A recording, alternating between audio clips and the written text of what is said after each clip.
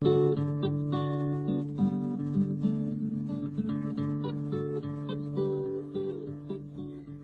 douce airs of Switzerland have proved agreeable to bourgeois and revolutionary alike, and of all its cities, Locarno, which sits on the northern shores of Lake Maggiore, enjoys a climate that is the most equable.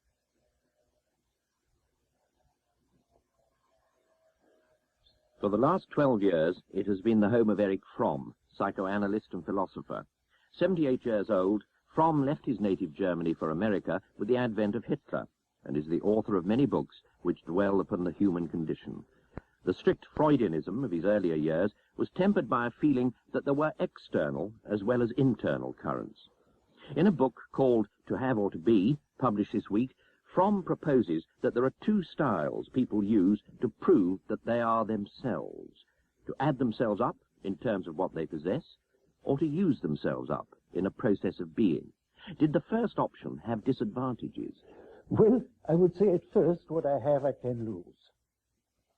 In other words, if my sense of identity is based on what I have, on my possessions, if I can say I am what I have, then the question arises, what am I if I lose what I have? Therefore, the sense of identity based on what I have is always threatened. A person is anxiously concerned of not to lose what he has, because he doesn't lose just what he has, he loses his sense of self. If I feel I am what I have and I have nothing anymore, then I am not.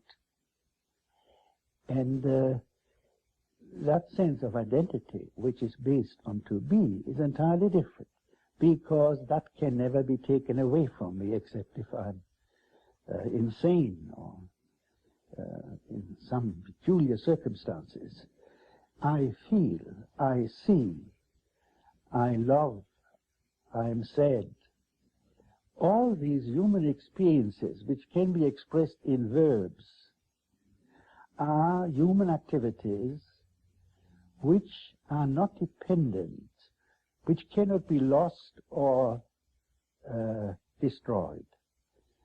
And therefore, the person whose sense of identity is based on what he is, that is to say, on the expression of his inner faculties, potentialities in the world, or in that sense in what he does, but does not in an outward sense, he does not have the anxiety to lose himself because something may be taken away from him.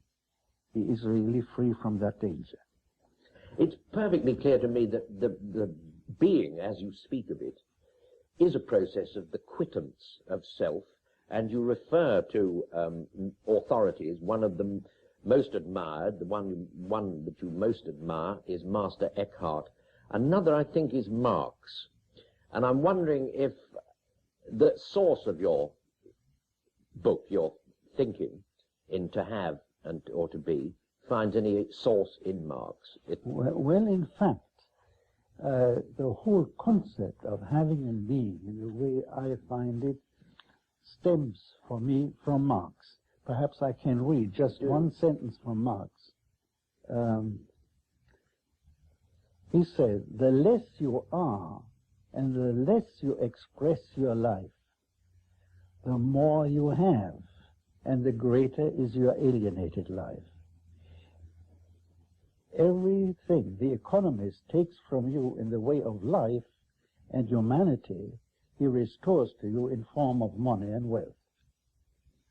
Now, that is the clearest expression of the difference between having and being as two fundamental and opposite principles. And in fact, it also goes through the whole thought of Marx. Marx is concerned with the question of labor and capital. Now, capital is debt. It's amassed wealth, which then can be used for certain purposes. Labor is a life. And the question for Marx is, what is superior? things, or life. And in his criticism of capitalism, I think between the line or lines, or perhaps as a background, there is the question of life or things and the battle for life.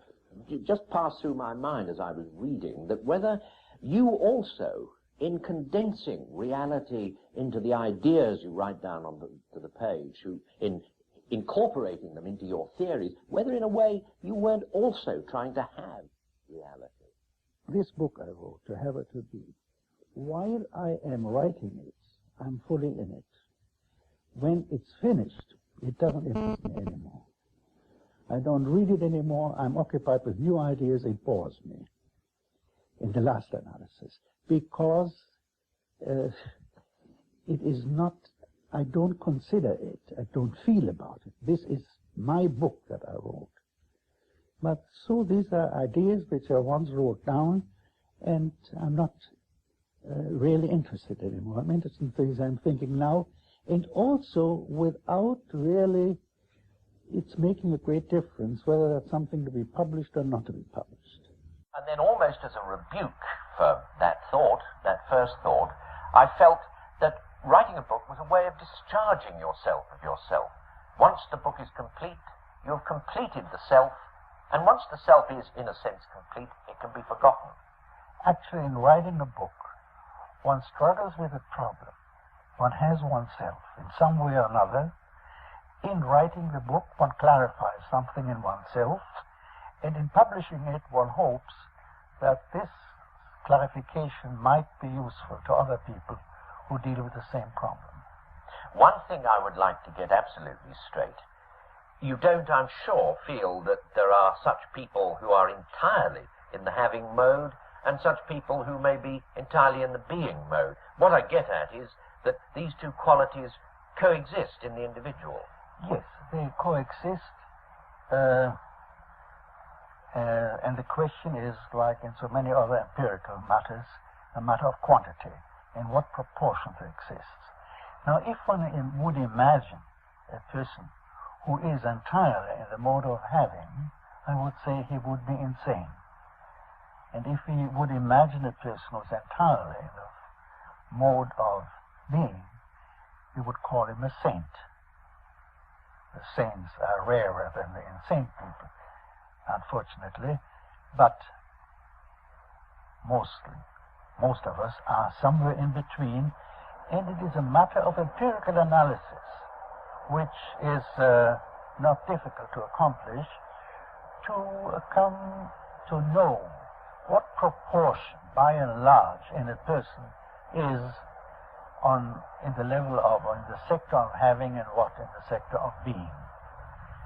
But it's also clear to me that you feel the bias, the general bias of people is towards the having mode in these days. Undoubtedly. We live in a society in which is based, everything is based on, in the first place, private property. Private property is, in a way, sacred, and the threat against private property arouses feelings which go far beyond the existing danger that somebody may be deprived of what he has. It is really an attack against his religion, and he develops the kind of same fanatical feeling as if somebody attacks his God or his dogma, his religious dogma. And even those who have no private property to speak of, even for those, the concept of private property is sacred. There was an interesting thing after the First World War. There was in Germany a referendum where the former kings and princes should have their property confiscated for the use of the people, because after all they were responsible for the loss of the war. They had started it. Great majority no, because the concept of private property was so sacred that people rather thought were going hungry than to touch the private property of the German emperor. You feel that people who live more by the having style than the being They would allow that to take over, to push out being. Well, actually, you will find, for instance, that it's very difficult for those people who are essentially living in the having structure of sitting still and doing nothing, or even thinking nothing and not talking. They get very anxious after 5 minutes or earlier, because this actually constitutes one very pure form of being, to be and not to think about anything, and to be quiet and in a peculiar way happy in the act of being. This is me, here I am, I sit, I see the light. And there's no purpose to it. By having is always a purpose, getting something. Being, in its last sense, has no purpose. It is just being. And one could also say in philosophies or religions based on being is that which is sacred. Because in a way, being is life, as against acting purposefully to make a living, which most people think about, even if they have nothing, because they have nothing else to think about. You refer very interestingly to certain ways of having that are by no means obvious ways of having. For instance, you refer to knowledge as a way of having. Yes. Well, and you can see this very concretely and very often. You see the type of professor who knows everything and tells us nothing, who is completely uninterested, but he knows everything. And you can find the person who knows very little, but who tells a little story, a little otherwise indifferent story even, with so much aliveness and with so much of his being in it, that the story becomes very interesting and the person becomes interesting, and all there is an expression of being and not an exposition of having knowledge. And I guess everybody knows of his teachers at school and of his professors if he's gone to the university. They're very two different types, and how rare those professors are who do not communicate knowledge as a thing which I give to the other, but which exude aliveness, and the knowledge is almost secondary. There's a hint of the apocalyptic here and there in the book. I'll just quote from it. You say, for the first time in history, the physical survival of the human race depends on a radical change of the human heart. And you say only a fundamental change in human character can save us from a psychological and economic catastrophe. Is such a change possible, and how? I believe as long man is man, and one has not yet interfered with his brain, and one has not given him drugs which deprive him of his reason, his power of reasoning, as long as that is so, there is the hope that man will do what he has done so far throughout his history, namely prevent his self-destruction as a species.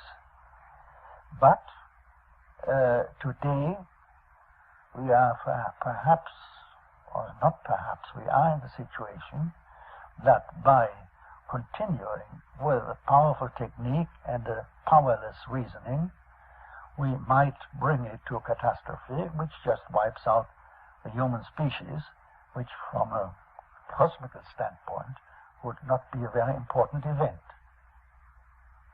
Well, you then go on to list the qualities you feel some figure you call the new man should have, and I may say they're the sort of goals of good that no sensible person, no thinking person could deny.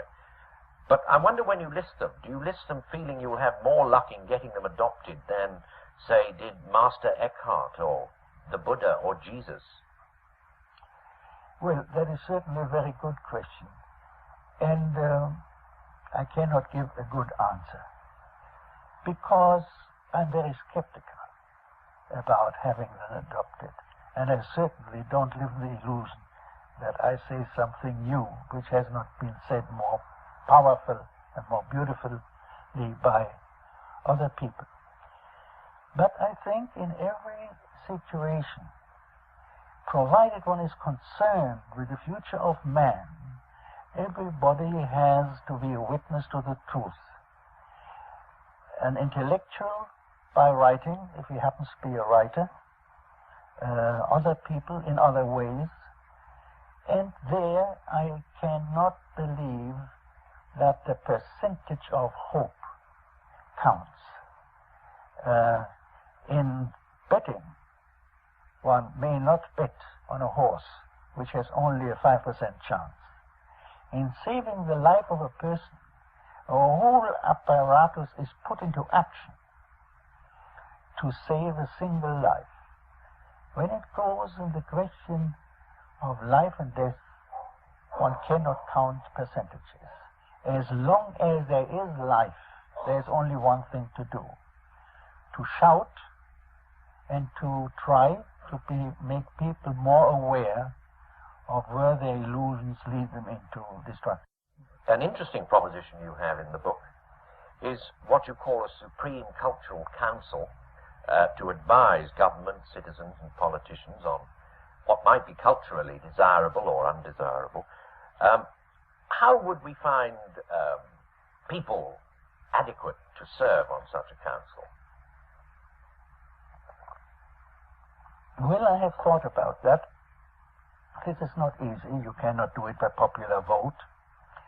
But I think there is a certain consensus among the culturally active forces of the country which would come to a conclusion. I think practically this could be done, for instance, by first choosing 3 people who are undoubtedly belong to the most fruitful representative of a country's culture, from art, science, and so on, or 5.